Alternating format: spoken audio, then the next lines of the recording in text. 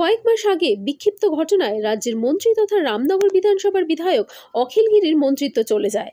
পরবর্তী কয়েক মাস কেটে গেলেও তারপরে গতকাল রাজ্যের মুখ্যমন্ত্রী দীঘা সফরে আসার আগে রামনগর বিধানসভার বিধায়ক অখিল গিরিকে কন্টাই কোঅপারেটিভ ব্যাংকের নির্বাচনে কনভেনার করে যান এবং বেশ কিছু কথাবার্তাও শোনেন অখিলবাবুর কাছ থেকে।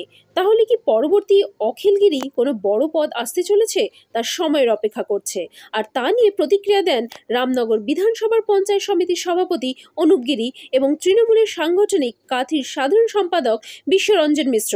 রামনগর থেকে অংশবানের রিপোর্ট। আপনারা দেখছেন নিউজ ভারত 24 আওয়ার্স। সে প্রতিষ্ঠা লগ্ন থেকেই মমতা বন্দ্যোপাধ্যায়ের সঙ্গেই আছেন, একসঙ্গে লড়াইও করেছেন সবসময়।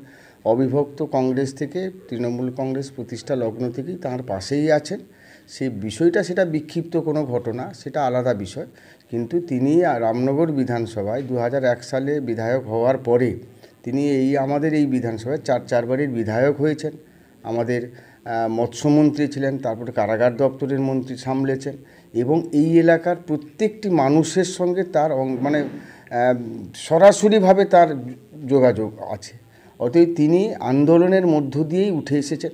মানুষের জন্য যা কিছু করার দরকার তিনি এটা তার ক্যারেক্টার, এটাই তার ক্যারেক্টার, যে মানুষের জন্যে, সাধারণ মানুষের জন্য লড়াইটা করবার তার একটা ভেতরের দিক দিয়ে তাগিদ আছে। সেই লড়াইটা তিনি দিয়েছেন। এটা মুখ্যমন্ত্রীর সঙ্গে কোনো দিনই মমতা বন্দ্যোপাধ্যায়ের সম্পর্কের অবনতি হয়নি। মুখ্যমন্ত্রী মমতা বন্দ্যোপাধ্যায় যথেষ্টভাবে অখিলদাকে স্নেহও করেন এবং তার যোগ্য মানে কী বলবো, যে তিনি তার সঙ্গে সবসময় আছেন। বিক্ষিপ্ত ঘটনাটাকে নিয়ে যে দূরে সরে যাওয়া, সেটা একটা দলীয় সিস্টেমের মধ্যে কোনো কারণে কিছু বিষয় হয়েছিল।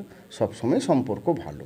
আগামী দিনে নিশ্চয়ই তার পথ আরও প্রশস্ত হবে, এটা তো নিশ্চয়ই আমরা বিশ্বাস করি।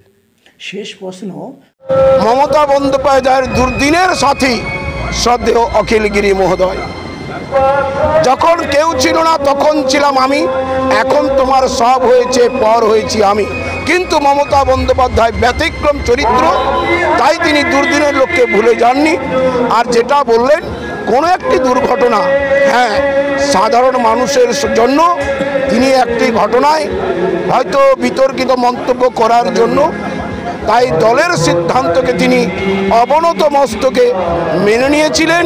তাই হয়তো তৎকালীন যিনি ফরেস্ট রেঞ্জের অফিসার ছিলেন তিনি হয়তো যেভাবে অভিযোগ জানিয়েছিলেন, তাই মমতা বন্দ্যোপাধ্যায় সর্বোপরি পশ্চিমবঙ্গ তৃণমূল কংগ্রেস অসন্তুষ্ট হয়েছিল। তাই তিনি কিন্তু ক্ষমাপ্রার্থী হয়েছিলেন। মমতা বন্দ্যোপাধ্যায়ের যে নির্দেশ, রাজ্য তৃণমূল কংগ্রেসের নির্দেশ তিনি মেনে নিয়েছিলেন। তাই তিনি মনে করেছেন যেভাবে মমতা বন্দ্যোপাধ্যায় নির্দেশ দিবেন, অবনত মস্তকে নির্দ্বিধায় তিনি দলের হয়ে কাজ করবেন।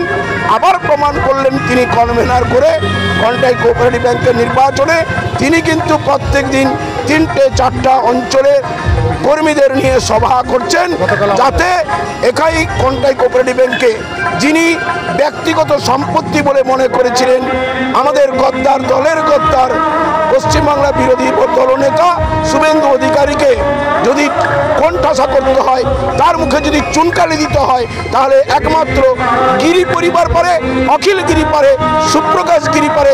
তাই সুপ্রকাশ গিরিকে সামনে রেখে, অখিল গিরিকে সামনে রেখে মমতা বন্দ্যোপাধ্যায় কনভেনার করেছেন। তাই আমরা সকলেই আনন্দিত।